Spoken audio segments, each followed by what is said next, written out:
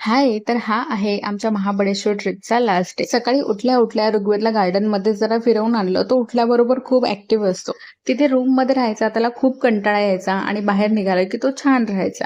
आज कुठे फिरायला जायचं नव्हतं, फक्त बॅग्स पॅक करून आरामात नाश्ता वगैरे हॉटेलमध्येच करून घरी जायला परत निघायचं होतं. आम्ही दोघांनी सोबत काही खायचं ठरवलं की हा नक्की चिडणार, त्याच्यामुळे मग आम्ही एक एकट्याने नाश्ता केला आणि निघालो. महाबळेश्वर वरून निघाल्यावरती मला बरेच ठिकाणी हा बासुंदी चहा दिसत होता, त्यामुळे एकदा ट्राय करून बघावं म्हटलं. तर त्या चहाची चव ही खरं बासुंदी सारखी होती. या पूर्ण ट्रिपमध्ये मला काळजी फक्त ऋग्वेदची होती की तो आजारी पडू नये किंवा त्याला ऊन लागू नये. त्यानंतर घरी नेण्यासाठी एके ठिकाणी स्ट्रॉबेरी घेण्यासाठी थांबलो. पुणे मार्गाने परत येत होतो, त्यामुळे वाईच्या गणपतीला जायचं होतं, पण तिथे अंगारिका चतुर्थी असल्यामुळे भयंकर गर्दी होती, ऊनही होती, त्यामुळे बाहेरूनच दर्शन घेतलं आणि निघालो.